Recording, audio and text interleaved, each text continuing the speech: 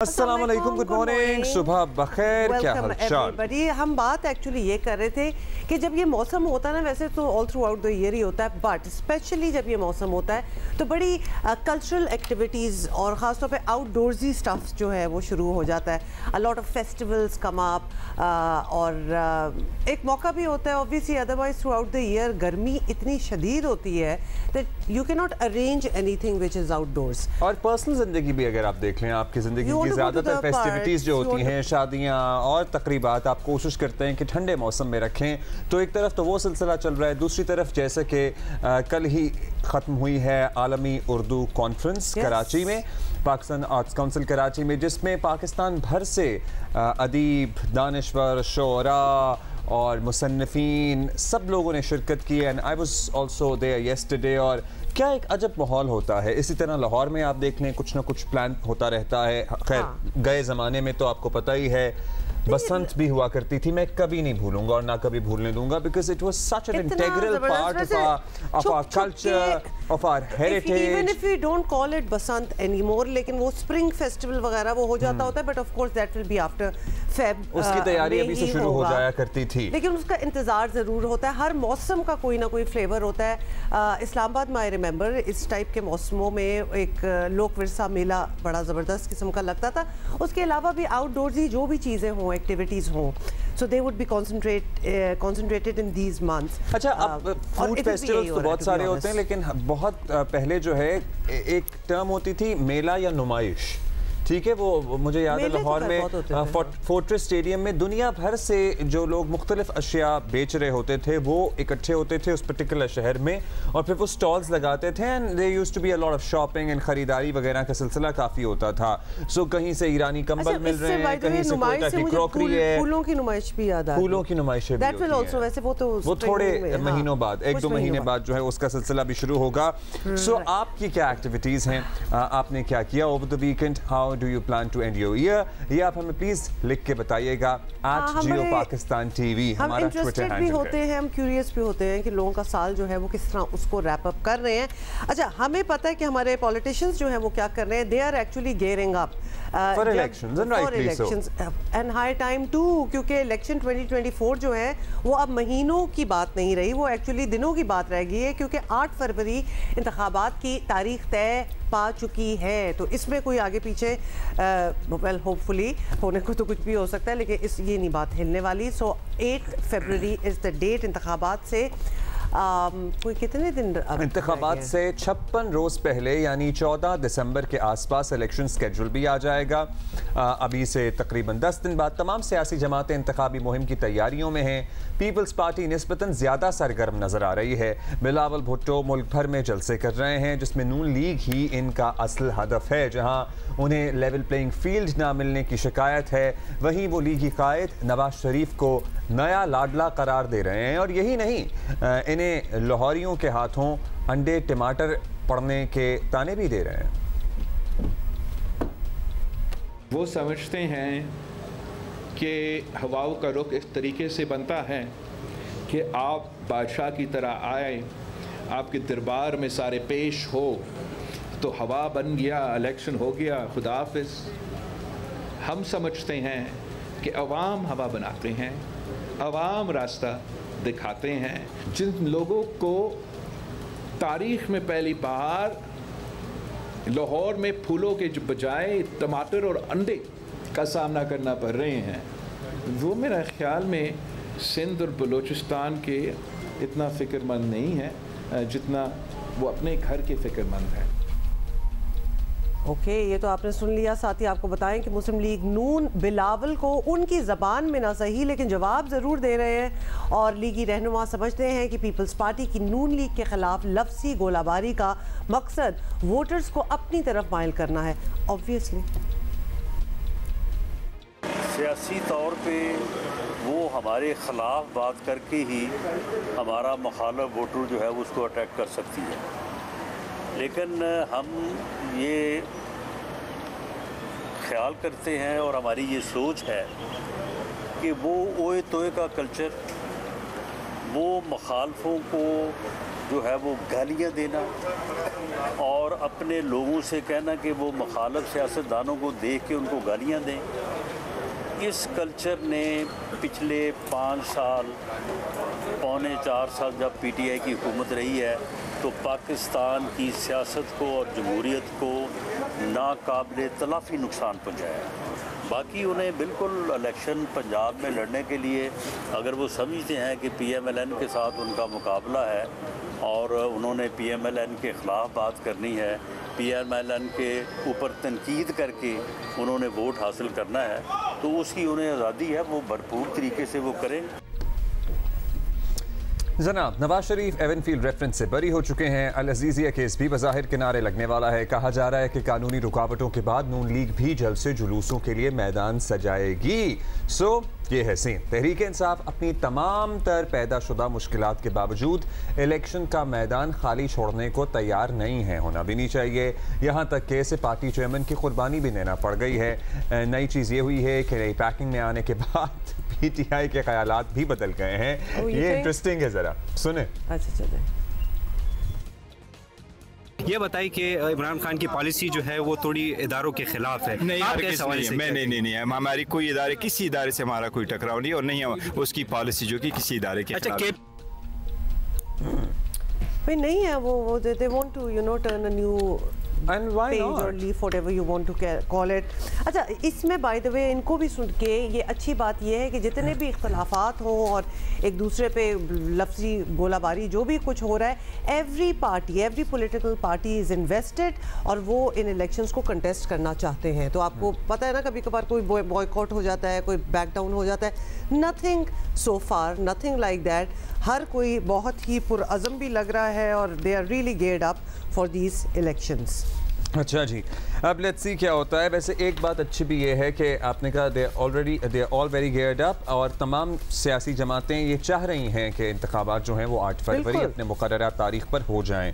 हम नून लीग का पर्सपेक्टिव भी लेंगे, पीपल्स पार्टी का पर्सपेक्टिव भी जानेंगे। सबसे पहले रहनुमा मुस्लिम लीग नून तलाल चौधरी साहब हमारे साथ मौजूद हैं, उनसे जानते हैं कि क्या तैयारी है, क्योंकि बिलावल भुट्टो तो कह रहे हैं कि लाहौर में इन्हें अंडे टमाटर पड़ रहे हैं। लेट्स सी एनीवे जी तलाल चौधरी साहब, thank you for joining us. अब बताएं कि पीपल्स पार्टी और ख़ास तौर पर बिलावल भुट्टो मुस्लिम लीग नून को आजकल बड़ी सख्त तनकीद का उन्होंने निशाना बनाया हुआ है। बहुत कुछ कह रहे हैं और उनकी बाकी बातें एक तरफ, लेकिन ये भी कह रहे हैं कि वोट को इज्जत दो का बयानिया अब कहीं नहीं चलेगा, बेसिकली उनका कहना है। और मियाँ साहब जो हैं वो एम्पायर को साथ मिलाकर इलेक्शन जीतने की तरफ जाने का तासुर दे रहे हैं। Basically this is what he is insinuating. तो क्या ऐसा नहीं है? बिस्मिल्लाहिर्रहमानिर्रहीम, अस्सलाम वालेकुम जियो पाकिस्तान। गुजारिश ये है कि बिलावल भुट्टो साहब अपना सियासी कद बढ़ाने के लिए और मियाँ नवाज शरीफ का मुकाबला वो किसी कारकर्दगी में तो कर नहीं सकते, तो सिर्फ एक तनकीद कर सकते हैं। ये भी नहीं कह सकते बिलावल भुट्टो साहब के 15 साल की सिंध की हुकूमत ने कुछ किया हो, जो कराची से कूड़ा नहीं उठा सके, वो क्या और बात करेंगे। तो बात ये है, ना उनके पास माजी की कोई बात है करने को, ना मुस्तकबिल का कोई प्लान है। हम तो चाहते हैं कि तलखी ना बढ़े, आए पाकिस्तान के जो मसाइल हैं उन मसाइल पर किस पार्टी के पास प्लान है, किस पार्टी के पास टीम है। प्लान या टीम नवाज शरीफ के पास है, उसने पहले भी नामुमकिन को मुमकिन करके दिखाया है। पीपल्स पार्टी ने अगर कुछ किया है तो भुट्टो के दौर में किया होगा, उसके बाद भुट्टो का नाम लेकर कई दफा हुकूमत कर चुके हैं और आज के दिन तक ना सिंध को कुछ मिला है और ना पाकिस्तान को कुछ दे सके। अच्छा चलें, अब आप कह रहे हैं कि उनकी परफॉर्मेंस तो ऐसी है नहीं कि इसमें मुकाबला कर सकें, लेकिन साथ ही आप सॉर्ट ऑफ दावत भी दे रहे हैं और मियाँ नवाज शरीफ भी इस ख्वाहिश का इजहार कर चुके हैं कि मुल्की मसाइल हल करने के लिए एक कौमी हुकूमत बनाएंगे। पीपल्स पार्टी से तलखी बाय द वे जिस लेवल पर आ चुकी है जॉय साहब, क्या इसके बाद ये मुमकिन रहा है कि ऐसी किसी भी कौमी हुकूमत में पीपल्स पार्टी आपकी हिस्सेदार हो? हम तो बिला वजह ना तनकीद कर रहे हैं, ना किसी को सियासी तौर पर निशाना बना रहे हैं और हम तो चाहते हैं कि पाकिस्तान की छोटी बड़ी तमाम जमातें जो है वो पाकिस्तान के जो मौजूदा मसाइल हैं उसको हल करने के लिए अपना हिस्सा डालें। मियाँ नवाज शरीफ ने 2013 में भी अक्सरियत होने के बावजूद सिंध के मसाइल के लिए पीपल्स पार्टी को, MQM को इवन पीटीआई को मेज पे बिठाया, अमन दिया कराची को, सिंध को पहली मोटरवे दी, K4 का प्रोजेक्ट दिया, ग्रीन लाइन दी, पाकिस्तान को लोड शेडिंग दूर की, और इसी तरह बलूचिस्तान में जो कौम प्रस्त पार्टियां थी उनको उन्होंने हुकूमत दी, हालांकि अक्सरियत नून लीग के पास थी। इसी तरह केपी में भी पीटीआई अकलियत में थी, उसको हुकूमत बनाने का मौका दिया, और वहां पर भी जब नेशनल एक्शन प्लान दहशतगर्दी की जंग की बात होती थी तो पीटीआई के वजीर आला को अपने साथ बिठाते थे। नवाज शरीफ में ये सलाहियत है, उन्होंने 2013 से 17 तक भी ये करके दिखाया है। इन तमाम पार्टियों को इख्तलाफात होने के बावजूद एक मेज पर बैठाते रहे हैं। चले, इनकी तो बातें हो गई तलाल साहब, अब बात करते हैं आपके एक और मुखालिफ की। तहरीक इंसाफ नई क़यादत के साथ सामने आ चुकी है और इंट्रा पार्टी इलेक्शन ECP कबूल करता है या नहीं ये अलग बात है, लेकिन बतौर एक सियासी जमात और बतौर एक सियासतदान, क्या आपके ख्याल में अब इतनी तब्दीलियों के बाद तहरीक इंसाफ को खुलकर इलेक्शन में हिस्सा लेने का मौका मिल जाना चाहिए या नहीं?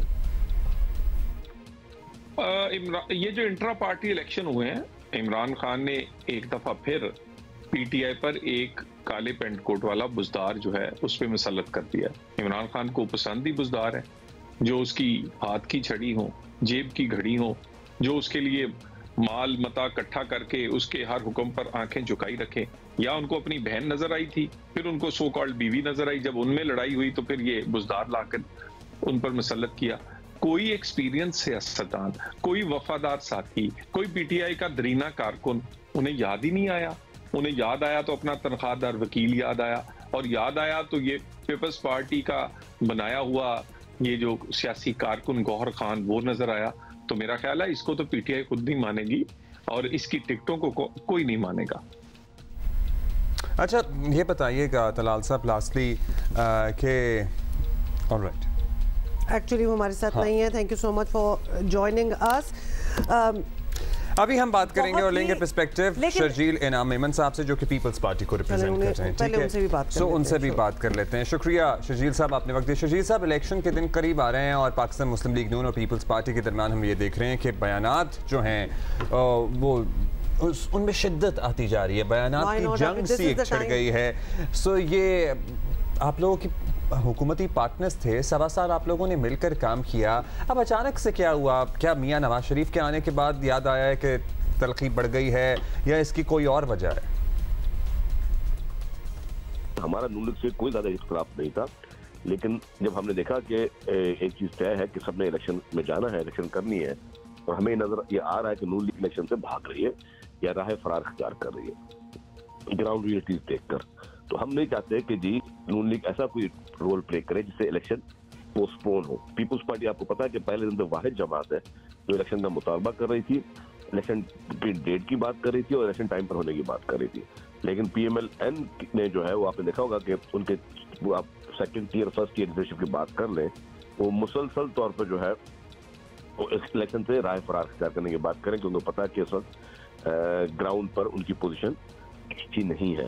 तो पीपल्स पार्टी का सब ये आप वो भी इलेक्शन करें, हम भी इलेक्शन करें, हमें कोई एतराज नहीं। लेकिन अगर इस तरह कोई माहौल बनाने में PMLN अपना रोल प्ले करेगी कि इलेक्शन पोस्टपोन हो और इलेक्शन और डिले हो, तो इसको पीपल्स पार्टी जो है हमारा ये तो बड़ा संगीन इल्जाम है वैसे कि पीपल्स पार्टी के ख्याल में मुस्लिम लीग नून इलेक्शन डिले करने के लिए कुछ हाथ पैर मार रही है, बट ऐसा एक्चुअली कोई इतनी इंडिकेशन आ नहीं रही। लेकिन थोड़ी सी स्ट्रेटजी की बात कर लेते हैं। मुस्लिम लीग नून की पॉलिसी ये है कि वो आपको ऑब्वियसली टफ टाइम देने के लिए हर जगह इत्तेहाद कर रहे हैं। पीपल्स पार्टी अलबत्ता ऐसा कुछ नहीं कर रही, लेकिन क्या पंजाब में भी सोलो फ्लाइट लेने का आप लोगों का इरादा है, या देर आर अदर ऑप्शंस? इस्तेकाम में पाकिस्तान पार्टी है, तहरीक इंसाफ है, इन लोगों के साथ हाथ मिलाकर नून लीग को टफ टाइम देने का कुछ सोचा जा सकता है ऑन योर पार्ट? देखिए जी, इलेक्शन में अलायंसेस होते रहते हैं। सिंध में अभी भी आपको याद होगा कि जब अभी जैसे हुकूमत खत्म हुई तो पहले PMLN की तरफ से आया कि जी हम सिंध में पीपल्स पार्टी के खिलाफ इत्तेहाद बनाने जा रहे हैं। वो आपने जो पहले मुझे सवाल किया था ना कि आप तो साथ हुकूमत में थे, तो अब जब हुकूमत में साथ थे तो इत्तेहाद बनाने की, पीपल्स पार्टी के खिलाफ इत्तेहाद बनाने की बात की शुरुआत जो है वो PMLN की तरफ से शुरू हुई। लेकिन खैर अभी पंजाब में किसी के साथ भी बातचीत हो सकती है और पीपल्स पार्टी कहीं पे भी ग्राउंड खाली नहीं छोड़ेगी और पीपल्स पार्टी हर सीट से, हर कॉन्स्टिट्यूंसी से भरपूर मुकाबला करेगी और अच्छे रिजल्ट देगी। अच्छा, अभी तक तो यही नज़र आ रहा है कि बज़ाहिर जो भी गर्मा गर्मी है इलेक्शन के लिए है। अच्छी बात यह है कि इलेक्शन की तारीख 8 फरवरी तक पर तमाम सियासी जमातें मुकम्मल मुतमईन हैं, तैयार भी नज़र आ रही हैं। आपको रिजर्वेशंस हैं नून लीग को लेकर, लेकिन बज़ाहिर ऐसा कोई ख़ास इंडिकेशन है नहीं। तो खुदा न खास्ता अगर इस तारीख में रद्दोबदल हुआ तो क्या आप लोगों का मौक़िफ़ क्या होगा? क्या तमाम जमातें मिलकर इलेक्शन कमीशन पर दबाव डालें कि इस एक निकाती एजेंडे पर तो सबका इत्तेफाक है ना आपके ख्याल में कि इलेक्शन 8 फरवरी को ही होने चाहिए? देखिए, आपके सवाल में थोड़ी सी मैं डिसएग्रीमेंट करता हूँ। आपने कहा कि सारी जमातें जो है वो 8 फरवरी को इलेक्शन के लिए तैयार है। सारी जमातें तैयार नहीं, पीपुल्स पार्टी तैयार है। मैंने आपको कहा कि PMLN और कुछ जमातें हैं, उनके रवैये से, उनके बयानात से, उनकी बॉडी लैंग्वेज से ये लगता है कि वो इलेक्शन को डिले करना चाहते हैं और पीपुल्स पार्टी चाहती है कि नेक्स्ट टाइम पर हो। और पीपुल्स पार्टी ज़ाहिर जो आइन में लिखा हुआ है, कानून में लिखा हुआ है, उसकी पासदारी करेगी। थैंक यू शजील इनाम अहमद साहब। एंड दैट्स इंटरेस्टिंग कि आपको उनकी बॉडी लैंग्वेज से लग रहा है कि वो इलेक्शन के लिए तैयार नहीं है। भाई बात ये है कि एक चीज़ जो होती है ना, मतलब पत्ता भी इधर उधर हिलेगा तो वो उसको किसी और तासुर में देखा जाएगा, because this is election time. तो कुछ anything, any statement, any move, any मुलाकात, किसी का जिक्र, anything and everything can be taken into whatever context, क्योंकि टाइम अब इतना इम्पोर्टेंट हो गया। छुट्टियां आ रही होती हैं, हॉलिडे सीजन होता है, it is that time of the year, so it is actually that time of the year. हमने एक्चुअली आपका शो स्टार्ट ही किया था, लेकिन हमने किसी और कॉन्टेक्स्ट में स्टार्ट किया था, लेकिन ऑफ कोर्स इलेक्शंस भी हो रहे हैं, तो everything is very meaningful eight the moment. अच्छा जी, एक जीत की बात कर लें हम जी क्विकली। आपको बताना यह है कि पाकिस्तान विमेन टीम ने न्यूजीलैंड को पहले T20 में 7 विकेटों से हराया है भाई, और 128 रन का हदफ ग्रीन शर्ट्स ने 10 गेंदों कबली हासिल कर लिया।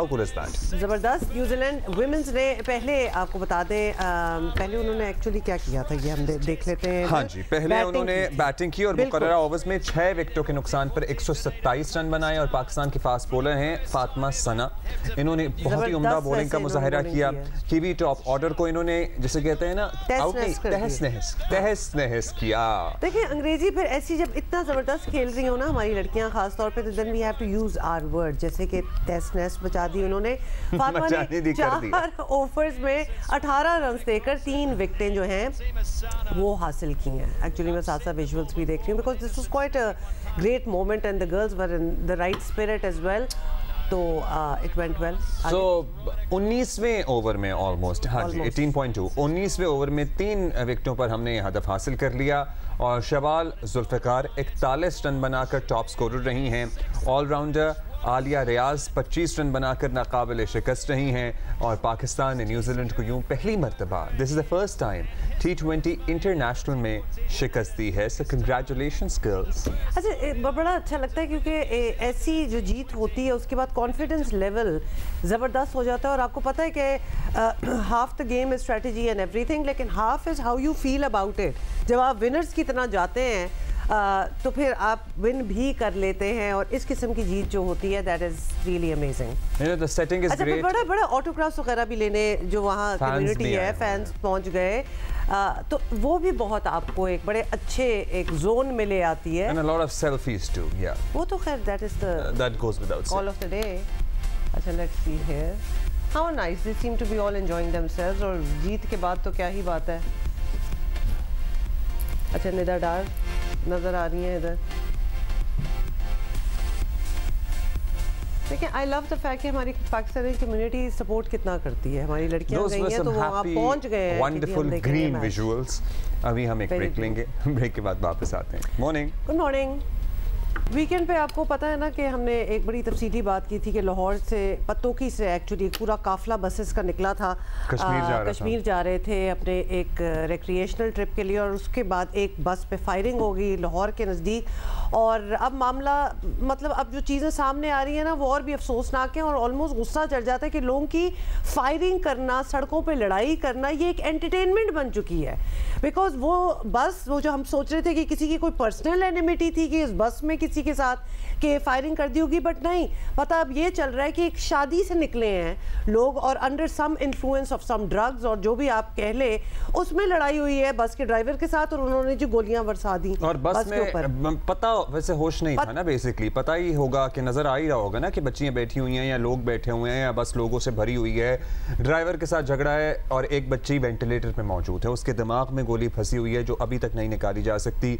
ये होते हैं कॉन्सिक्वेंसेस ऐसी हरकतों के। मतलब ये रीजनिंग निकली इस सारे एपिसोड की, ये रीजनिंग निकली कि कोई किसी से दुश्मनी भी नहीं थी, बस उस मौके पे एक लड़ाई हुई है और जी हमने अपनी जो गन्ने तान ली हैं और वो बच्ची, और ये जो शादियों में लोग एंटरटेनमेंट में, जश्न मनाने में, खुशी में फायरिंग करते हैं ना, प्लीज इनका आप सोशल बॉयकॉट करें। मतलब this is not cool. Do you want to know people जो चौदेबाजियों में मतलब कि गन निकाल ली है, ये कोई मूवी चल रही है? मतलब शादी पे फायरिंग करने में कौन सी खुशी है, कौन सी खुशी है? आई नो इंस्टेंसेस जहां पर शादी वाला घर मैयत का घर बन गया क्योंकि वो फायर किसी को लग गया जाकर, बहुत ऐसे।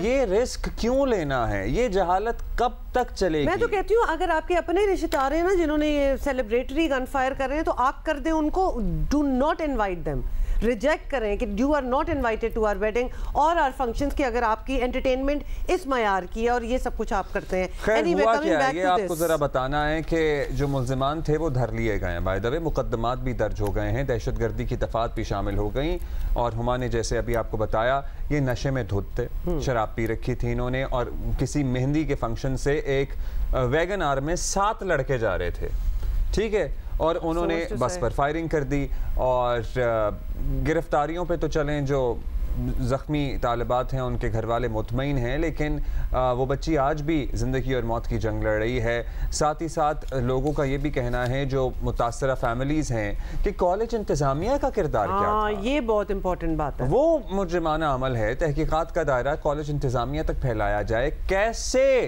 कैसे वो लोग इन बच्चियों को उतार कर आगे मुजफ्फराबाद पहुंच गए और फिर वाटरफॉल पे तस्वीरें भी ली। मतलब कहने का मतलब ये कि यहाँ एक अटैक हो गया आप पे, लेकिन आपकी पार्टी जो है वो जारी रहनी चाहिए। दुआ मिर्जा हमारी साथी हमारे साथ हैं और जो इस केस को फॉलो कर रही हैं शुरू से। दुआ, thank you for being with us. अब बताइएगा क्या तमाम लोग पकड़ लिए गए, कोई रह गया है और क्या पुलिस ने आप लोगों से इंफॉर्मेशन अब तक शेयर की है? हाँ जी, शुक्रिया अब्दुल्ला। ये 28 नवंबर को वाक़या पेश आया था और जब सीसीटीवी भी पहली आई थी तो उसमें भी ये लग रहा था कि शायद कोई टारगेट किलिंग हो सकती है, क्योंकि जैसे ही बस पर फायरिंग होती है और बस आगे जाती है तो पत्तों की वापस वो गाड़ी चली गई थी।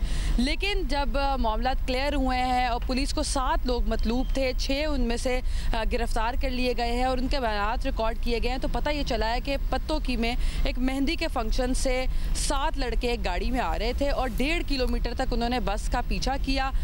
बस ड्राइवर और इन 7 लड़कों में कुछ नाजेबा इशारे भी हुए और कुछ बहसो तकरार भी होती रही, ओवर स्पीडिंग के हवाले से, ओवरटेकिंग के हवाले से, और एट द एंड उन मुल्जिमान में से कुछ ने फायरिंग कर दी। 3 फायर किए गए, एक बस की बॉडी में लगा, एक आयशा की बिल्कुल दिमाग में लगा जो अभी तक गोली दिमाग में स्टक है, दूसरा निम्रा के सर को छू के गुजरी। निम्रा इज़ फीलिंग बेटर, लेकिन ऑब्वियसली उसका जो लेफ़्ट वाला हिस्सा है वो बिल्कुल एक जगह से ना अब यूँ में से कि उड़ गया है, लेकिन वहाँ पर अभी डॉक्टर कह रहे हैं कि दवाइयों से बेहतर हो जाएगा। लेकिन जो आयशा है वो भी जनरल हॉस्पिटल में ज़ेरे इलाज है और डॉक्टर्स ये बता रहे हैं कि उसके ब्रेन में कमांड सेंटर के तरफ गोली स्टक है और अभी उसको डाइल्यूट किया जा रहा है। उसको देखा जा रहा है कि सर्जरी तो जाहिर है बाद में होगी, लेकिन अभी जिससे उसकी सिचुएशन बेहतर होती है और डॉक्टर ने अभी तक उसको वेंटिलेटर पर रखा हुआ है। आज 7वां रोज़ है। मुल्जिमान की जहाँ तक बात करें तो उनमें से पुलिस के मुताबिक 6 में से 1 का क्रिमिनल रिकॉर्ड है जिसका नाम उमर है और अभी तक पुलिस की गिरफ्त में वो नहीं है। उस पर 2 मंशियात के पर्चे हैं और इन्वेस्टिगेशन पुलिस की ये बताती है कि मुल्जिमान नशे में धुत थे और वो शादी से आ रहे थे। रोड रेज का ये वाक़या है जहाँ पर बहसो तकरार हुई, उसके बाद मुल्जिमान ने फायरिंग कर दी, फिर वो वापस पत्तोकी की तरफ चले गए। तो पुलिस रेंट ए कार की एक गाड़ी थी, पुलिस ने पहले मालिक को ट्रेस किया, उसके बाद ठोकर न्याज बेग से गाड़ी मिली, फिर वहाँ से पता चला कि 7 लड़के हैं और उनको धर लिया। चूँकि ये हाईवे पे वाक़या पेश आया और इससे खौफ व हिरास भी फैला, इसलिए पुलिस ने 780A की दफ़ा भी इस FIR में शामिल की है। लेकिन यहाँ पर कॉलेज इंतज़ामिया की बेहिसी भी है और कॉलेज इंतज़ामिया बड़ा सेफ एग्जिट लेके बच भी गई है, क्योंकि ना तो पुलिस ने उनके खिलाफ कोई इस तरह की कार्रवाई की है कि वो एक तो उन्होंने क्रिमिनल एविडेंस ज़ाया किया, उस मुतासरा बस को वो ले गए, बच्चियों को वैसे ही छोड़ दिया और फिर उस वक्त ऑन स्पॉट हमें पुलिस ने कहा कि रात का वक्त था, पता नहीं चला कि बच्चियों को शीशा लगा या बुलेट। तो ये बड़ा लेम एक्सक्यूज़ है, क्योंकि बुलेट गोली चले तो पता नहीं लगता, कितना भी ऊंचा म्यूजिक हो, गोली की आवाज़ तो गोली की आवाज़ होती है, वो तो 7 मोहल्लों तक आती है। रेस्क्यू भी आइडेंटिफाई कर सकती है। एग्जैक्टली तो पुलिस का ये कहना है कि उस वक्त पता नहीं चला, इसलिए रेस्क्यू में शिफ्ट कर दिया। कॉलेज इंतजामिया ने लवाहिकीन को ये बताया कि उनके बच्चों को मामूली सी चोट लगी है और वो उनको रेस्क्यू के हवाले करके एक टीचर उनके साथ गया और बाकी पूरा ट्रिप आगे चला गया। फिर एक और यहाँ पर क्लाइमेक्स तब आता है जब पुलिस फ़ोन करके वापस बुलाती है, लेकिन वो बताते हैं कि वो मुजफ्फराबाद से आगे एक वाटरफॉल पे हैं। फिर पुलिस कहती है कि आपने इंटेरोगेशन में शामिल होना है क्योंकि आयशा की तबीयत ठीक नहीं है, आप वापस आएँ। कॉलेज इंतजामिया का ट्रिप फिर भी वापस नहीं आता, पूरा एक दिन वहाँ पर रुकता है और अड़ंग खेल पहुँच जाता है। फिर अड़ंग खेल से वो वापस रात को 1 बजे पहुंचते हैं और रात को 1 बजे से सुबह 6 बजे तक तफ्तीश होती है इस पर। बाकायदा ड्राइवर बयान देता है कि उसकी बहस व तकरार हुई थी ओवरटेकिंग के मामले पर और ये रोड रेज का ही वाक़ा है। लेकिन अभी तक कॉलेज इंतजामिया के खिलाफ ना कोई कार्रवाई की गई है। लवाहिकीन से हम मतलब उस दिन से राब्ते में हैं, तो उनका भी ये बताना है कि दबाव में आकर पहले तो 1-2 कॉल्स आई थी, लेकिन उसके बाद nobody came to visit Ayesha, जो कि इस वक्त ज़िंदगी और मौत की जंग लड़ रही है और सिर्फ इसलिए क्योंकि वो ट्रिप पर जा रही थी। पुलिस ने वैसे इन 6 लोगों को पकड़ लिया, ये कमेंडेबल बात भी है क्योंकि जाहिर है अनआइडेंटिफाइबल थे, उनको ट्रेस किया, काम किया, तो यहाँ तक पहुंचे थे, तो सीसीटीवी वगैरह फुटेज थे, वो गाड़ी पकड़ी। और हमारे पास कितने ऐसे केसेस होते हैं जिनको हम पकड़ने के, जिनकी पकड़ का हम इंतजार कर रहे हैं, लेकिन पुलिस ने इनको पकड़ लिया। इक़दाम कत्ल वगैरह की दफात भी शामिल की गई हैं इसमें जी, की गई है, लेकिन जो इसमें मेन चीज़ है वो 780 की दफ़ा करना बड़ा चैलेंजिंग था क्योंकि पुलिस ने पुलिस ने बाद में प्रूफ भी करना होता है। तो चूँकि ये हाईवे पे वाक़या पेश आया और इस तरह इसमें वो भी शामिल किया है। क्लोज सर्किट कैमरा से पुलिस ने मुख्तलिफ जगह की CCTVs लिए हैं। और आपको यहाँ पर अजीबो गरीब एक मैं बात बताऊँ कि जब ये वाक़या पेश आया है तो ड्राइवर को चूँकि वापस जाना चाहिए था, क्योंकि वहाँ पर मकामी पुलिस ने कहा कि आप बच्चियों को बच्चों की ड्रॉप करके को ठहराते, उनको ड्रॉप करके वापस आए। लेकिन ड्राइवर जब आगे गया है तो चूंकि शीशा टूटा था बुलेट की वजह से, तो उसने सब्साजार के इलाके में पहले शीशा लगवाया है, फिर वो आगे ट्रिप पर गए हैं। तो that became such a normal incident for them। वो बिल्कुल किसी की गाड़ी पे गोलियां चला दे कोई तो, और वो उसको पुरसू ना करे पुलिस के साथ, कमाल है। लाइन ये है। दुआ, thank you so much by the way for being with us, और बड़ा अच्छा आपने हमें एक्सप्लेन कर दिया कि क्या एक पूरा एक सीन उन्होंने खींच दिया है। उस दिन भी जब हमें पता चला था ना, पिछले वीकेंड जब हम ये बात कर रहे थे, तो बस का वहां से निकल जाना and going ahead with the trip, हमें मतलब रेड फ्लैग खड़ा हो गया था इस चीज़ पे कि why are they letting them go. School college principal या हुएवर, उन्होंने क्यों नहीं उन्हें कहा कि या तो आप वहाँ रुके रहें या फिर वापस आएँ। दूसरा, ये पुलिस ने इम्पाउंड क्यों नहीं की बस, why were they let go, क्यों आराम से जाने दिया जबकि पूरा एविडेंस उस बस पे था। 2 बच्चियां जिनको गोली लगी है, एक टीचर के साथ आप छोड़ के अपनी आप पार्टी करने चले गए। ये सारी चीजें बहुत ऑफ हैं। आपके ऊपर अटैक हुआ, it could have been multiple injuries, it could have been deaths in that bus, multiple injuries ही हुई हैं। एक बच्ची इस जिंदगी मौत की कश्मकश में है, वो वेंटिलेटर पर है। कहने का मतलब है अब्दुल्ला कि 2 are not enough. Class fellow, a friend, बाकी टीचर्स भी होते हैं। आप जाने को कैसे तैयार हो गए? आपको तो स्टूडेंट्स को तो खुद हल्ला बोल देना चाहिए था कि we are not moving, we have been attacked. मतलब ये चीज़ें कैसे थॉट में नहीं आती। उसके बाद वो जाके अपना शीशा भी ठीक करा रहा है कि जैसे कोई गलती से मामूली एवं किसी ने मार दिया, किसी ने डंडा मार दिया, गोली लगी है, ये इतनी बड़ी चीज़ है। और हुमा वैसे पुलिस की भी मुझे बताइए, उसको वहां से जाने कैसे दिया? नहीं, उसको इसलिए जाने दिया, वो कह रहे हैं कि ये जो बच्चियां हैं इनको कहाँ रखेंगे आप, इन्हें पत्तों की, पुलिस ने इसलिए कहा था कि आप इन बच्चियों को पत्तों की ड्रॉप करें, वापस आए। तो भाई एक एहलकार उसके साथ रवाना भी कर देते। वैसे नेचुरली उनमें ये सेंस होगी कि भाई इसकी गाड़ी पे तो फायरिंग हुई है, ये आएगा ही आएगा वापस। दूसरी है कि पूरा काफिला ऑफ बसेस था। ठीक है, आपने अगर बच्चियां क्यों हरास हो, ठीक है, दूसरी बस में उनको डालें, इस बस को तो रखें उधर। ये सारी चीजें जो है ना, इनमें बहुत I am sorry loop holes हैं। एंड पुलिस ऑल्दो कमेंडेबल कि उन्होंने उन 6 लोगों को पकड़ लिया, लेकिन उस बस को जाने कैसे दिया? आफ्टर ऑल वो बस भी तो ड्राइवर चला रहा था, and he is the first I witness. Report वो दे सकता है कि मेरे साथ किस तरह वो गाड़ी बदतमीजी कर रही थी, या क्या इशारेबाजी हो रही थी, या कितना स्पीड करना पड़ा। मतलब एक रिकॉर्ड है उसके पास पूरा, and you just let him go to sit on it for 2 days और वो एक और स्टोरी बनाए।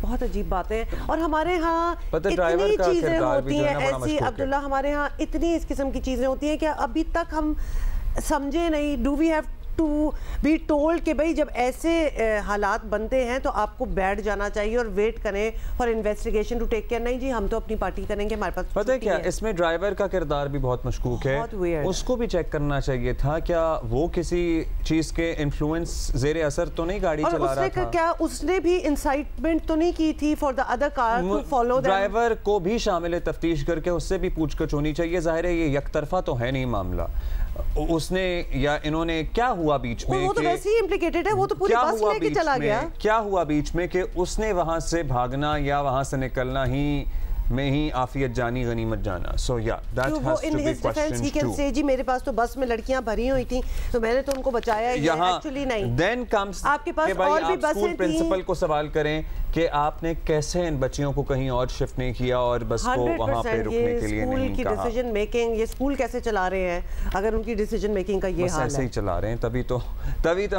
हमारा जो एक जनरल डिसीजन मेकिंग है, कॉमन सेंस है, उसका ये हाल है। कॉमन सेंस हमारी ना कलेक्टिवली जीरो हो जाती है। ब्रेक के बाद मिलते हैं।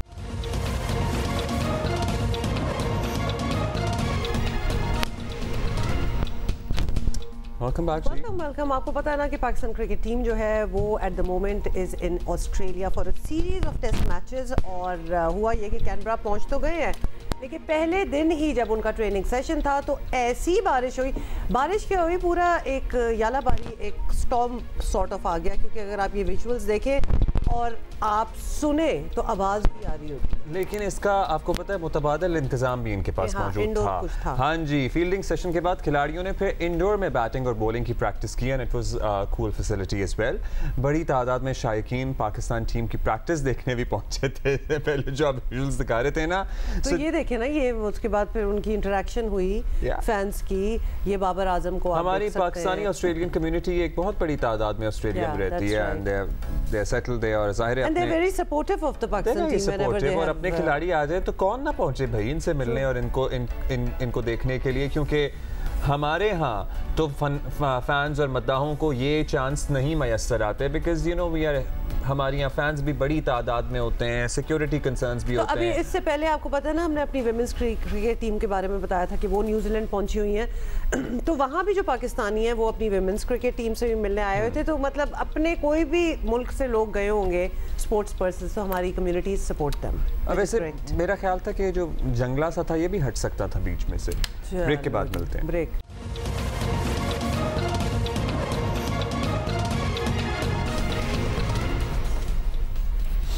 Welcome back. अच्छा, एक और किस्सा, एक तो हर चीज़ हमारी क्रिकेट जो है इतनी हैपनिंग है, cricket itself on the ground तो हैपनिंग होती है, लेकिन इर्द गिर्द भी जो माशाल्लाह बहुत कुछ हो रहा होता है। तो मुझे आपकी आवाज़ सारी कान में आ रही है मेरे, तो इसलिए मुझे समझ नहीं आ रहा क्या हो रहा है। तो कान ही में आनी चाहिए ना आपकी आवाज़ वापस मेरे कान। अच्छा, कोई फीडबैक इशू है, प्लीज़ इसको ठीक कर दें। इन द मीन टाइम भाई, वो कहते हैं ना, कभी कभार इंसान का एक गलत कदम जो होता है वो उसे हमेशा के लिए मंजिल से दूर ले जाता है। और ये बात साबिक क्रिकेट कप्तान रिमेंबर होते थे सलमान बट, उन पर बिल्कुल फिट बैठती है। 2010 में वो स्पॉट फिक्सिंग स्कैंडल के मरकजी किरदार साबित हुए थे और लंदन की अदालत ने उन्हें कैद की सज़ा सुनाई और उन्हें 2.5 साल सलाखों के पीछे गुजारने पड़े थे।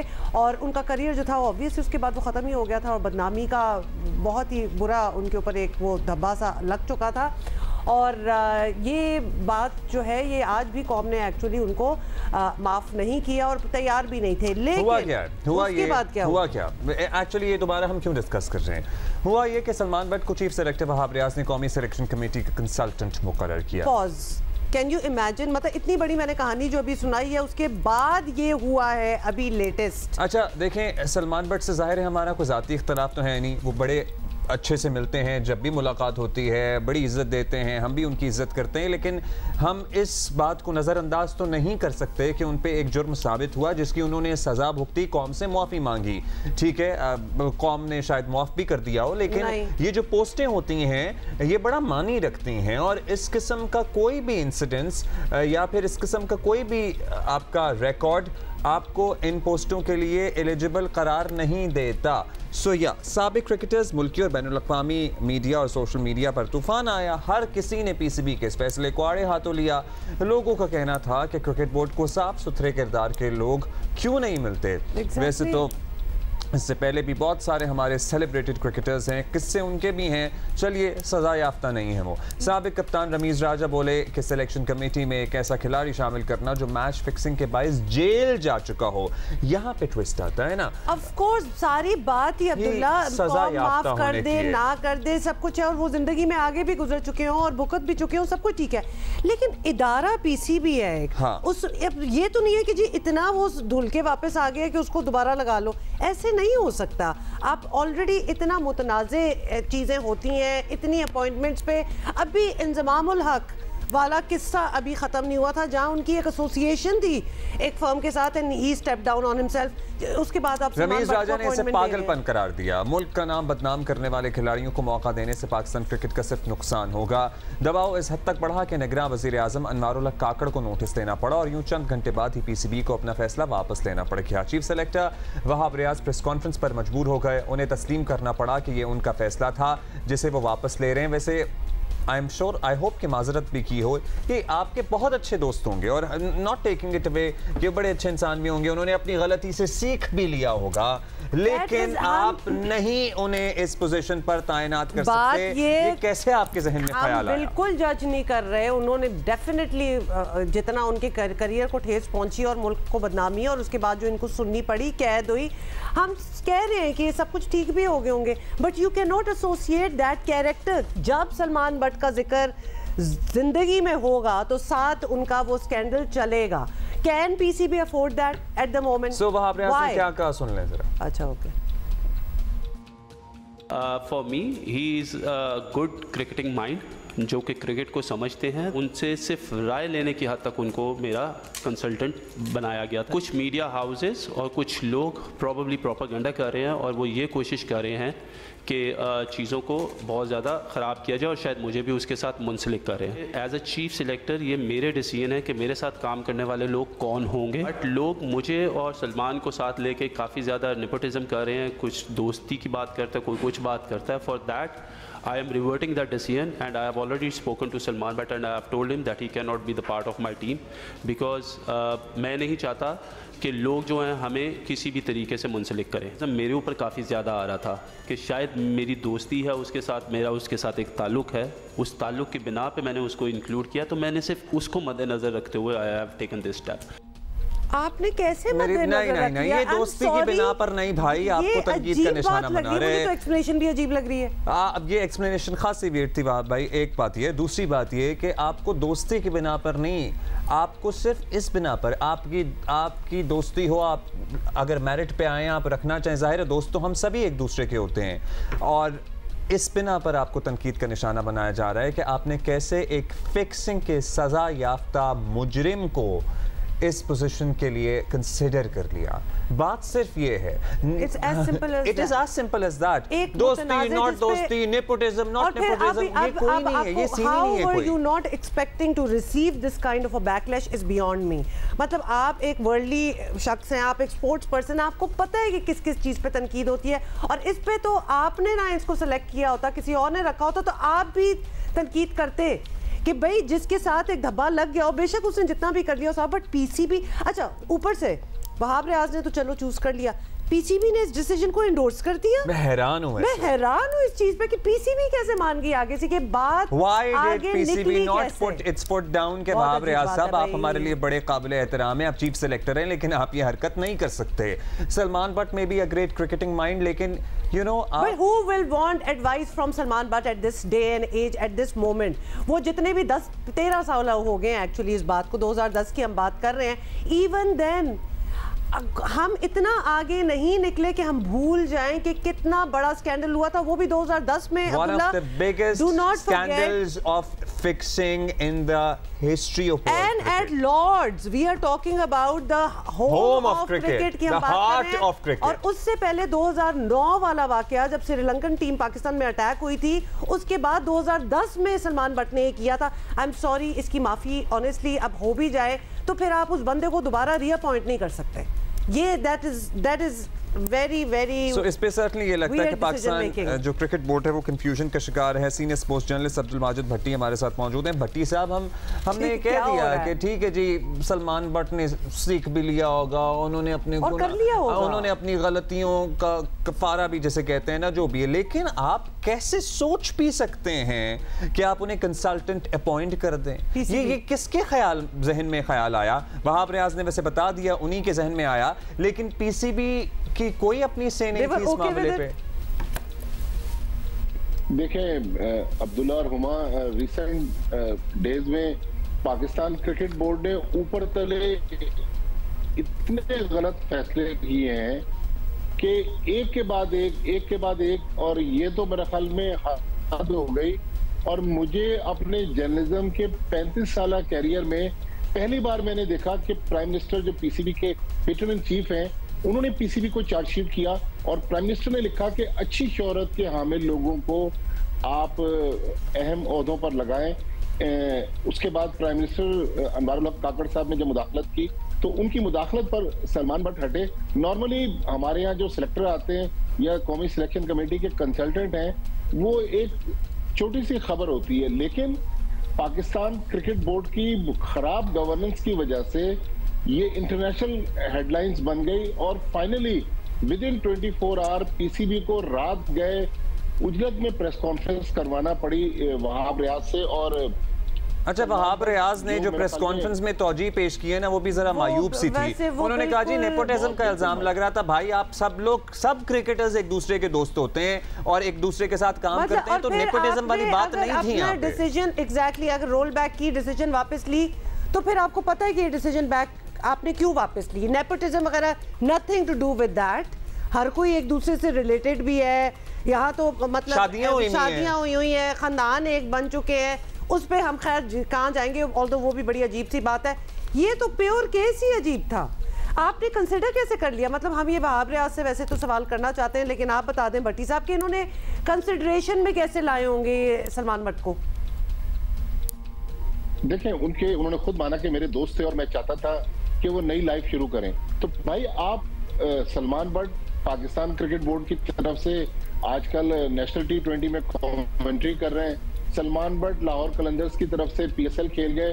उनको अगर आपने कोई ओहदा देना है तो साइड पर किसी क्रिकेट टीम में कोई कोचिंग की जॉब दे दें, लेकिन डायरेक्ट पाकिस्तान टीम से रिलेटेड मामलात में इतनी हाई प्रोफाइल पोजीशन पर अगर आप उसको लाएंगे तो फिर तो बैकलैश आएगा। और जिस तरह इंटरनेशनल मीडिया ने इस मामले को उठाया है, मेरे ख्याल में पाकिस्तान क्रिकेट बोर्ड का इतना बुरा हाल कभी भी नहीं था जितना हमने पिछले 3-4 महीनों में देखा है। एक के बाद एक क्रिकेट बोर्ड जो है वो तनाजात में से निकलने के बजाय तनाजात में गिरने की कोशिश कर रहा है। मेरे ख्याल में अगर वहाब रियाज ने ये प्रपोजल दिया भी था तो क्रिकेट बोर्ड में भी तो बड़े बड़े दिमाग बैठे हुए जो वर्ल्ड क्रिकेट से डे टू डे अफेयर्स में मामला में इंटरेक्ट करते हैं, लेकिन किसी ने ये सोचने की कोशिश नहीं की कि अगर सलमान बट आ गए तो उसके बाद उसका रिएक्शन क्या आएगा। और इतना सीरियस रिएक्शन कि मेरे ख्याल में किसी को इसकी तवक्को नहीं थी।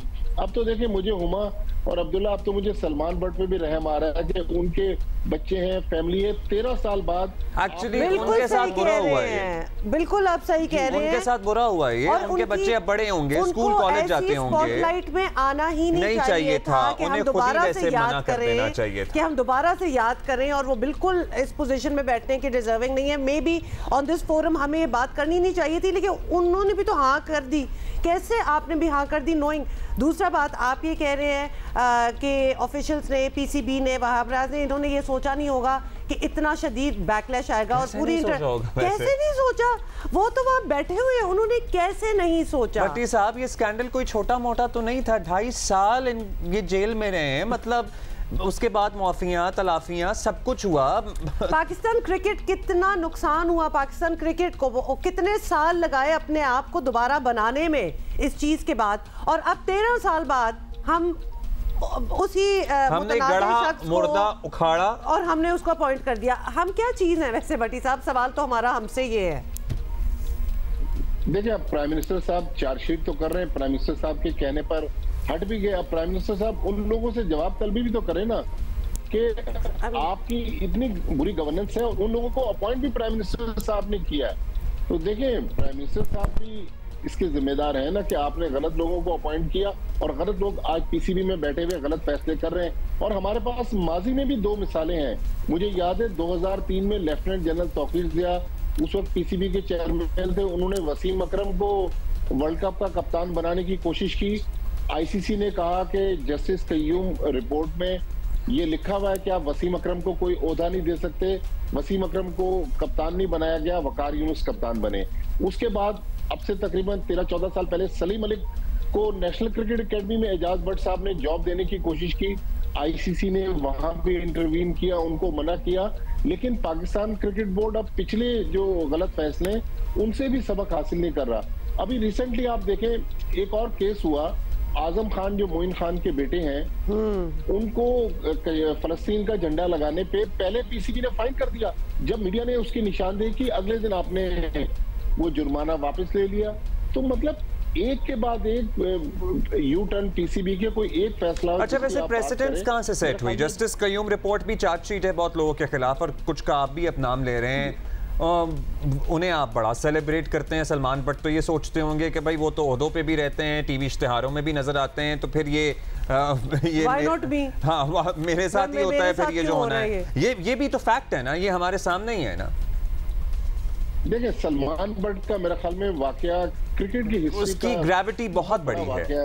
बहुत बड़ी है। वसीम अकरम, सलीम मलिक या और हमारे दूसरे शर्जील खान पिछले दिनों थे, मोहम्मद आमिर, मोहम्मद आसिफ, सलमान भट्ट पाकिस्तान के कप्तान थे। पहले तो वो मानते नहीं रहे, बाद में उन्होंने अपने जुर्म का एतराफ किया। चले उनको नई जिंदगी शुरू करने के लिए बिल्कुल आप मौका दें, लेकिन इस भोंडे अंदाज में पाकिस्तान क्रिकेट को स्टेज पे लगाकर आज पाकिस्तान की टीम ऑस्ट्रेलिया में है और हम यहाँ पर सलमान भट्ट डिस्कस कर रहे हैं। तो मतलब पाकिस्तान की अगर आप क्रिकेट की हिस्ट्री देखें, हमने वर्ल्ड कप होस्ट किया, हमने एशिया कप होस्ट किया, हमने बड़ी बड़ी टीमों को होस्ट किया।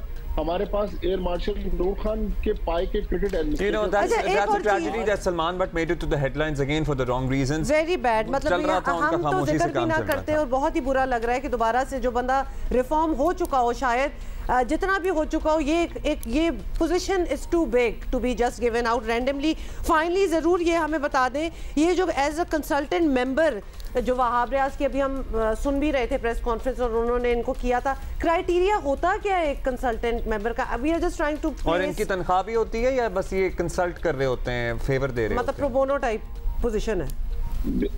देखें, एक मैं इसमें थोड़ा सा ऐड कर दूं, सलमान भट्ट का जो हम पहले बात कर रहे थे, ये अभी मुसद्दिका नहीं है, लेकिन मुझे किसी ने बताया कि सलमान भट्ट के वालिद जो हैं उनको कुछ दिन पहले हार्ट अटैक हुआ है। उसके बाद अब ये वाकये का आ जाना तो उनकी फैमिली के लिए, अब मुझे तो बहुत अफसोस हो रहा है कि सलमान भट्ट जो हैं अपनी फैमिली के साथ अब दोबारा जब सामना करेंगे, इस वक्त कराची में कमेंट्री कर रहे हैं, जब लाहौर जाएंगे तो वो किस तरह उसका सामना करेंगे। लेकिन बिल्कुल कंसल्टेंट जस्ट लाइक सिलेक्टर, उन्होंने उसका नाम चेंज कर दिया, लेकिन बिल्कुल तनख्वाह होती है और अच्छी खासी माकूल तनख्वाह होती है। हमारी और आपकी जो तनख्वाहें हैं तकरीबन उससे भी बहुत ज्यादा इन लोगों की तनख्वाहें होती हैं। प्लस प्रिविलेजेस, प्लस इनको फॉरेन टूर्स पर और टीम के साथ 5 स्टार लग्जरी भी ये लोग एंजॉय करते हैं। तो बिल्कुल ये तनख्वाहदार पोजीशन थी, इसीलिए इन लोगों ने आने पर हामी भरी। और सलमान भट्ट को बिल्कुल पाकिस्तान क्रिकेट के सिस्टम में आप लाएं, लेकिन किसी ऐसी जगह लाएं जहां पर बराह रास्त पाकिस्तान क्रिकेट टीम इफेक्ट ना हो। इस तरह लाकर आपने सलमान भट्ट की फैमिली को भी मुश्किल में डाल दिया। पाकिस्तान थैंक यू जी, थैंक यू भट्टी साहब। बिल्कुल ऐसा ही हुआ है, बिकॉज ये कोई हमें भी अच्छा नहीं लग रहा कि हम ये बात करें और याद दिलाएं लोगों को कि why he should not be in that position. But we also acknowledge कि इतना टाइम गुजर गया है कि उन्होंने वो रिफॉर्म भी हो गए होंगे डेफिनेटली, बट कुछ पोजीशंस पे आप दोबारा नहीं रखते, बिकॉज जब उनका नाम आएगा उनकी वो बैक हिस्ट्री साथ अटैच होगी। और in this day and age when everybody, you know, speak their minds out, और social media and Twitter and Instagram and what not and vlogs, सब कुछ है ना, मतलब कैसे आप ये डिसीजन ले सकते हैं? हैरानी है। आगे बढ़ेंगे। आम इंतखाबात के दिन जैसे जैसे करीब आ रहे हैं, सियासी सरगर्मियों, खासतौर पर जलसे जुलूसों, रैलियों, कॉर्नर मीटिंग्स, दीगर सियासी सरगर्मियों में इजाफा हो रहा है। खैबर पख्तूनख्वा और बलोचिस्तान में अमन व अमान का मसला अगरचे पहले भी मौजूद था, लेकिन ये लग रहा है कि हालात में भी मज़ीद ख़राबी की तरफ जा रहे हैं। महकमा दाखिला और कबायली उमूर की रिपोर्ट में इस बात का खदशा जाहिर किया जा चुका है कि खैबर पख्तूनख्वा में मरकज़ी धारे की सियासी जमातों JUI, मुस्लिम लीग नून और ANP को निशाना बनाया जा सकता है। इसी तरह PTI को भी खतरात लाहक हैं। अमन व अमान की बिगड़ती सूरत हाल का अंदाज़ा लगाएं कि खैबर पख्तूनख्वा में जनवरी 2023 से नवंबर 2023 के दरमियान 738 दहशतगर्द हमलों में 360 अफराद जाँ बहक और तकरीबन 950 से ज़ायद जख्मी हो चुके हैं। वज़ीर आला बहुत ही सिर्फ एक साल के हम इन चंद महीनों की बात कर रहे हैं। ये फिगर्स ही इतने खतरनाक किस्म के हैं।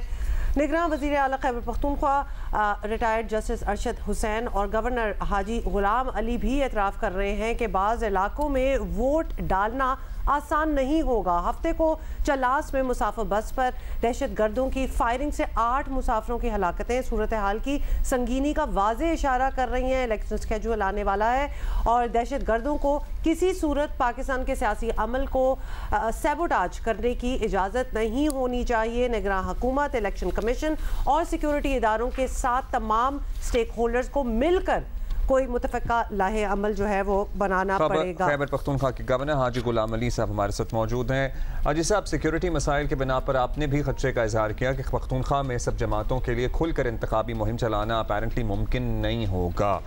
कुछ फैक्ट्स तो ज़ाहिर है, नंबर्स भी हमारे सामने हैं, लेकिन कुछ रीसेंट इन्फॉर्मेशन है जो आपको ब्रीफ किया गया है। आपको क्यों लग रहा है ऐसा?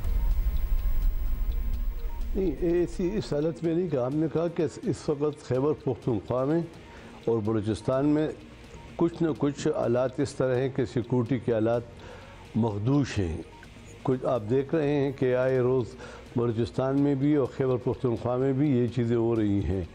और दूसरा वज़ीर दाखिला साहब ने बयान दिया था कि यारा थ्रेट जो है वो और किसी को नहीं है, ख़ासकर मुनाफिर रहमान साहब को हैं।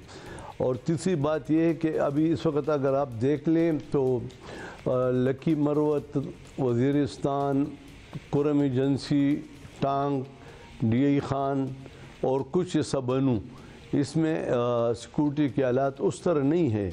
लेकिन बहरहाल इलेक्शन कमीशन ने इंतखाबात कराने हैं, सुप्रीम कोर्ट के सामने उन्होंने लिख के दी है और रियासती इदारे आवाम को हर किस्म की फैसिलिटी देंगे। सूबाई हुकूमत भी इसमें उनकी मावनत करेंगे और पुरअमन इलेक्शन के लिए हर किस्म का जो इख्तियार है इंशाल्लाह वो इस्तेमाल करेंगे। अच्छा, एक और बात भी है कि आपसे पहले वज़ारत दाखिला और वज़ीर आला खुद भी इन खदशात पर बात कर चुके हैं, तो अगर ऐसा है तो फिर क्या बेहतर ना होगा कि तमाम सियासी जमातों से बात की जाए और उन्हें इंतखाबी सरगर्मियाँ ख़त्म करने, या चलो ख़त्म तो करनी होंगी, महदूद करने पर राज़ी किया जाए। गवर्नर का ओहदा इसके लिए बेहतरीन तौर पर इस्तेमाल हो सकता है, तो कुछ सोचेंगे इस बारे में? नहीं, देखिए ये काम इलेक्शन कमीशन का है।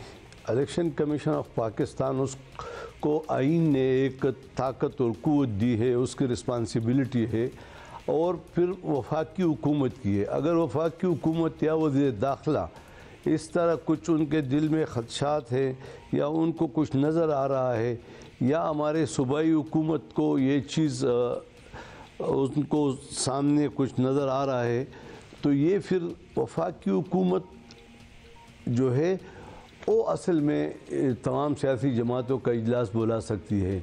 मैं चूँकि एक आइनी रोल पे बैठा हूँ, मेरा ये फ़र्ज़ नहीं है, न ये काम है। मावनत कर सकता हूँ, इनमें मदद कर सकता हूँ, देख सकता हूँ कि हालात जिस तरह भी बेहतर हो हम बेहतरी के लिए जाएं और कोशिश करें कि इलेक्शन की तरफ जाएं।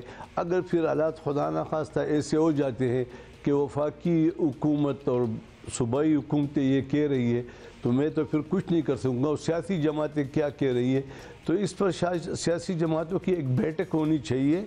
और वफाकी हुकूमत नहीं बुलाती है तो इलेक्शन कमीशन ऑफ पाकिस्तान बुला ले ताकि देख ले और उनको तमाम पिक्चर जो है ना सामने रख के बता दें। अच्छा हाजी साहब, इंतखाबी मुहिम वाला मसला तो चलें एक तरफ, आपने कुछ सजेशंस यहाँ भी दे दी कि किसको क्या करना चाहिए। 8 फरवरी पोलिंग के दिन सिक्योरिटी का क्या करना है? क्या मकामी पुलिस काफ़ी होगी या आप लोगों को वफाक और फ़ौज से भी मदद चाहिए होगी? देखिए, फ़ौज से तो हर इलेक्शन में फ़ौज से बाकी जो इदारे हैं उनसे मदद हर इलेक्शन में ली गई है, और आजकल के हालात में तो ज़्यादा मदद लेने की ज़रूरत होगी। तो ये तो अब वफाकी हुकूमत और सूबाई हुकूमत के दरमियान मसले और इलेक्शन कमीशन के दरमियान, क्या इलेक्शन कमीशन क्या ऑर्डर्स करती है, फ़ौज को क्या अहकाम जारी करते हैं, वफाकी हुकूमत को क्या अहकाम जारी करते हैं, सूबाई हुकूमत को क्या अहकाम जारी करते हैं। लॉ एंड ऑर्डर का मसला कंट्रोल करना तो सूबाई हुकूमत का काम है, और जो जितने भी हमारे इदारे हैं वो आपस में मिलकर इस पर खामखा ये वज़ीर आला साहब से बात करेंगे, ऐसी नहीं है।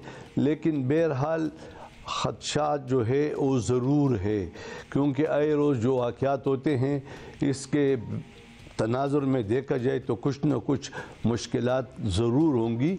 लेकिन चूँकि सुप्रीम कोर्ट ऑफ पाकिस्तान ने अहकामात भी दिए कि इलेक्शन कराना होगा 8 फरवरी को, तो आप देखेंगे कि हालात किस तरफ जा रहे हैं। सिक्योरिटी की हम बात कर रहे हैं और खदशात की हम बात कर रहे हैं, तो सिक्योरिटी सूरत हाल जो है वो काफ़ी कंसर्निंग है। बतौर गवर्नर और बतौर सूबे की एक सीनियर सियासी शख्सियत हैं आप, आपकी नज़र में सिक्योरिटी मसाइल का फौरी हल क्या हो सकता है?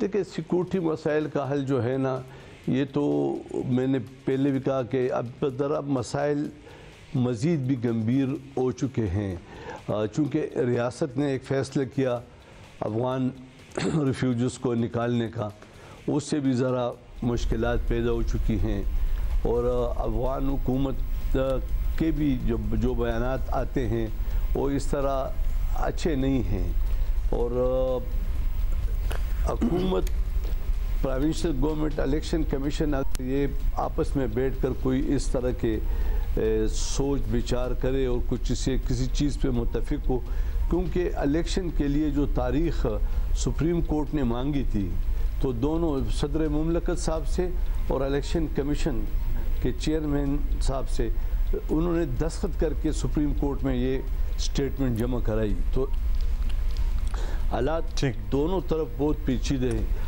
अब अकाइक जो हो तो अकाइक की तरफ हम जाएंगे। बहुत शुक्रिया, thank you so much for being with us.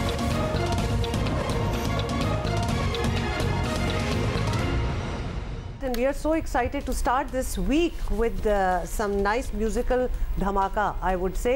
बड़े फ़ैन हैं हम इनके, हमारी गेस्ट हैं आज। आप लोग बहुत फ़ैन हैं इनके, और कितनी ही हमें फरमाइशें आ चुकी हैं कि भाई इंतजार था बुलाएं इन्हें। पर्टिकुलर बहुत सारे गाने इनके मशहूर हुए, लेकिन मेरा फेवरेट तो फालतू प्यार ही रहेगा। Natasha Noorani is with us today. Welcome Natasha, क्या हाल है आपका? Congratulations on your album.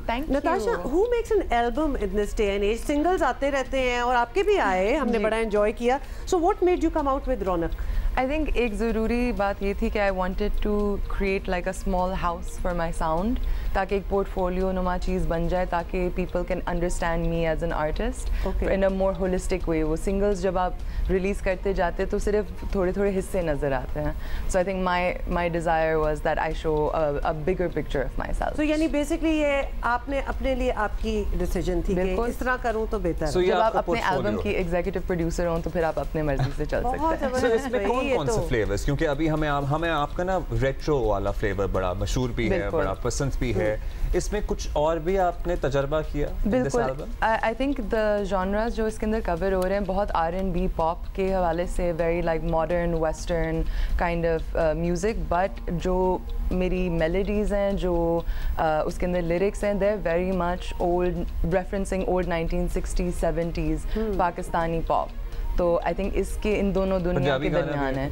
एक पंजाबी गाना है उसके अंदर, बिल्कुल। तो बेसिकली आपका, वैसे तो हर किसी का यही होता है, लेकिन आपका म्यूजिक वो है जो आपको पसंद है, बेशक वो फ्यूजन ही आपको बनाना पड़ा हो, बिल्कुल, कि अभी भी एक्सेप्टेबल हो, लेकिन आपका वो ओल्ड म्यूजिक लव भी बीच में है। बिल्कुल बिल्कुल, और आपने ही सबसे ज्यादा सुनना होता है अपना music to make sure it's on the right track, so I think वो एक जरूरी बात होती है। और खुद को ही ना अपनी चीज अगर अच्छी लगे तो आप आगे नहीं लेके जा सकते, इसलिए good on you to be honest to you know how you do your work. आपको शुरू में जब आपने गाना शुरू किया, आपको इंस्टेंट पॉपुलैरिटी या फिर पसंद लोगों को जब आया, तो did that give you confidence to go on with what you are doing? I think definitely the people around me, smaller audiences के साथ मैं Aahista Aahista my career has grown. I think वो एक instant नहीं था कि एक गाना निकाल के फिर पूरा पाकिस्तान मेरे गाने सुन रहा हो.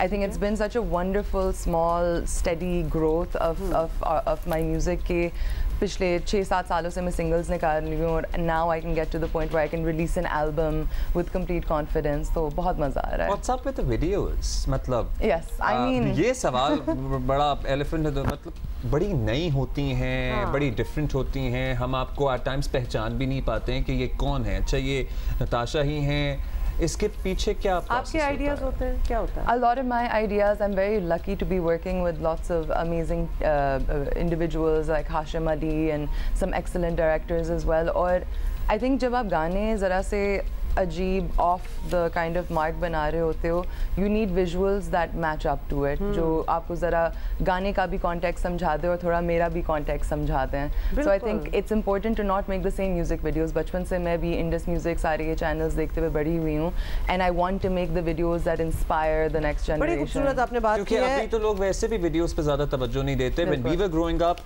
videos were a big thing.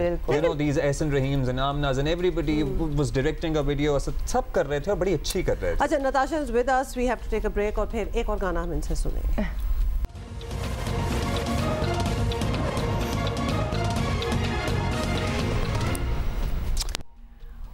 Welcome back. बड़ी गप्पे हमने नताशा नूरानी जो हमारे साथ हैं, सिंगर हैं, ज़बरदस्त इनका म्यूज़िक है, उनसे कर ली. लेकिन एक बात जो आपने बतानी है लोगों को कि आपका ये जो नया एल्बम है कहाँ सुने? ये कहीं भी ऑनलाइन आपको Spotify पे मिल जाएगा, YouTube, Apple Music, Deezer. आप बस मेरा नाम लिखें, रौनक लिखें और साथ में ये 10 गाने आपके पास आ जाएंगे. RONAQ, absolutely. Okay, lovely. और वीडियो कितनी आ चुकी है? वीडियो 4 आ चुकी हैं और 6 और आनी है. हर गाने की वीडियो बड़ी अट्रैक्टिव होती हैं. And you really, I mean, you like the music, but बड़ा अच्छा कनेक्ट होता है with the video, so we keep committed हैं वैसे. Thank you. Yes, I mean हर गाने को उसकी अहमियत प्रेजेंट करनी है, तो I'm happy to do so. Natasha, thank you for being with us. You know where to listen to her music, absolutely anywhere actually. Online platforms पे इनका music है, videos देखें, enjoy करें. We're going to see you tomorrow. Bye, have a great day.